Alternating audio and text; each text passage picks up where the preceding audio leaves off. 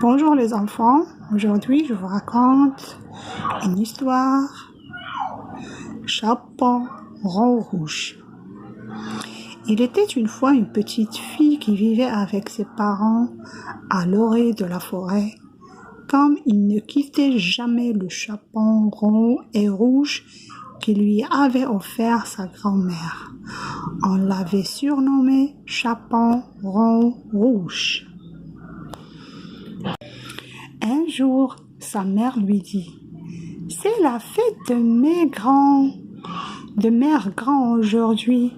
Tu veux bien lui apporter ce deux galettes et ce petit pot de beurre. Je sais qu'il serait enchanté de te voir. » Chaperon rouge accepta avec plaisir. Il adorait sa grand-mère.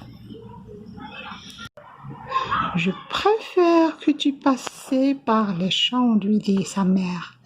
C'est plutôt court par la forêt, mais... Oui, je sais, il y a le loup.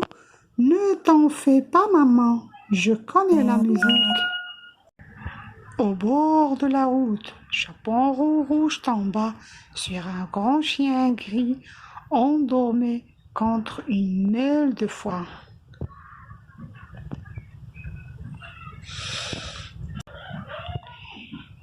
Il ne résista pas. Il sortit sa trompette de poche. L'animal se réveilla et sursaut complètement terrorisé. Qu'est-ce que c'est?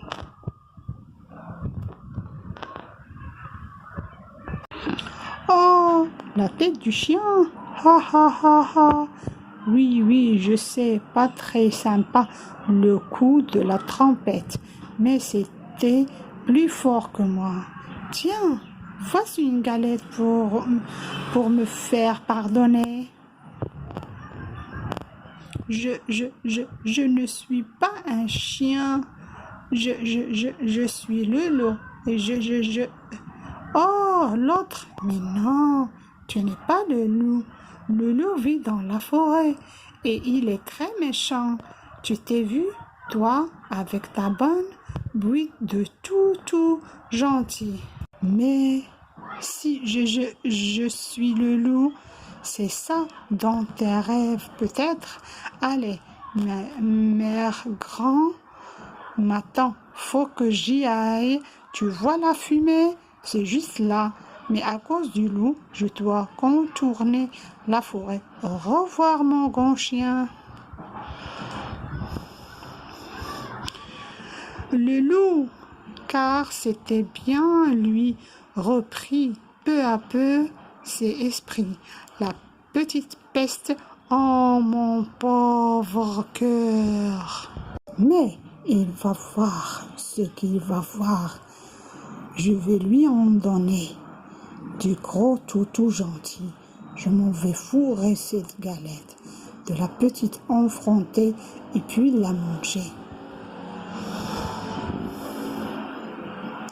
Et le loup partit en courant vers la maison de mes grands. Il fonça droit dans la forêt et ne regarda ni à gauche ni à droite. La maison était en vue. Encore cette petite route à travers et... Bing. Une auto l'envoya valdinguer dans un fourré. C'était justement mère grand qui revenait du supermarché. Oh là là, misère, le pauvre chien. Il est arrivé si vite, je n'ai pas vu l'éviter. Juste ciel, il n'est pas mort. Vite dans le lit. Et je fis chercher le docteur.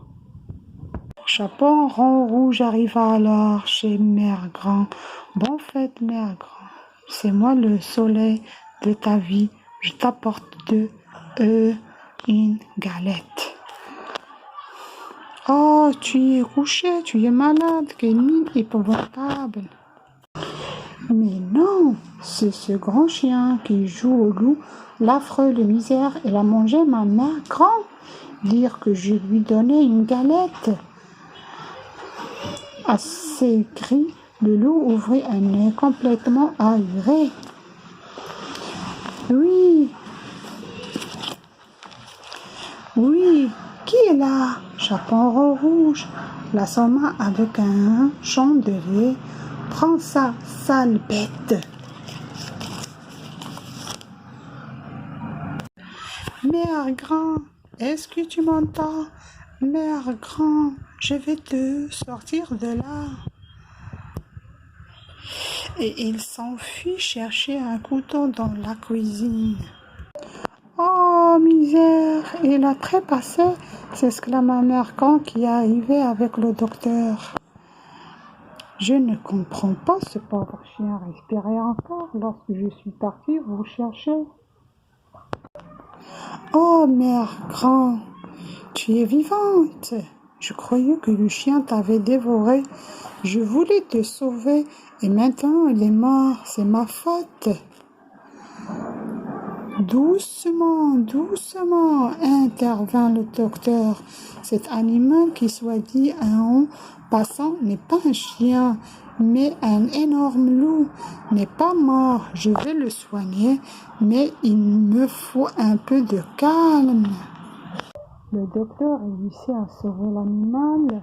Il passa sa très longue convalescence chez Mère grand. Après quoi, il dut se résigner à son sort. Sa réputation de loup féroce en avait pris un coup. Il finit donc ses jours auprès de la vieille dame.